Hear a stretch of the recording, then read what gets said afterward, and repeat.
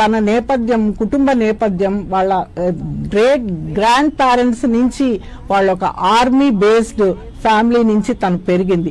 వాళ్ళ great grand mother ఆమె లక్ష్మీ దేశ్బాయ్ తో పని చేసిన ఒక నేపథ్యం ఉంది. అంటే మహిళలు ఎందరో ఈ రోజు ద్రౌపది ముర్ము గారైతే ఏమి, సో వీళ్ళందరూ కూడా వాళ్ళకి చిన్నప్పటి నుంచి ఒక ప్యాషన్. ఇప్పుడు ద్రౌపది ముర్ము గారు ఒక ట్రైబల్ కమ్యూనిటీ నుంచి తను వచ్చారు అంటే వాళ్ళు ఎంతో వివక్షని లోనై ఉంటారు, ఎన్నో అవమానాలకి వాళ్ళు ఫేస్ చేసి ఉంటారు.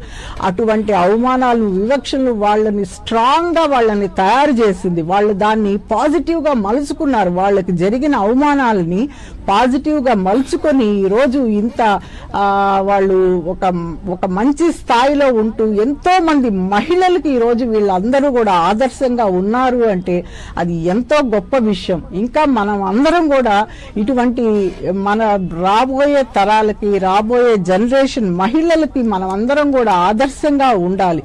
సో వీళ్ళు ట్రైన్డ్ ఎంతో మంది ఈరోజు మహిళలు ఆర్మీలోకి రావాలంటే భయపడతారు. అటువంటి మహిళల్ని ఆర్మీలోకి రావడానికి ప్రోత్సహిస్తూ కంటిన్యూస్ గా వాళ్ళని మోటివేట్ చేస్తూ మోటివేషనల్ ట్రైనింగ్స్ వాళ్ళకి ఇస్తూ వాళ్ళు ఈరోజు మోడీ గారు ఈరోజు ప్రపంచమంతా కూడా ఎంతో ఆసక్తికరంగా ఆశతో ఈరోజు మనం ఏ రంగంలో అయినా రాణించగలం అనే ఒక ధైర్యము ఈరోజు వీళ్ళందరూ మనకి నింపినారు. కాబట్టి రాబోయే తరాల్లో కూడా మహిళలకు ఇటువంటి మోటివేషన్లు జరుగుతూ వాళ్ళు ముందుకు రాణించాలని ఈ మహిళా దినోత్సవ సందర్భంగా నేను మహిళలందరినీ కూడా కోరుకుంటున్నాను.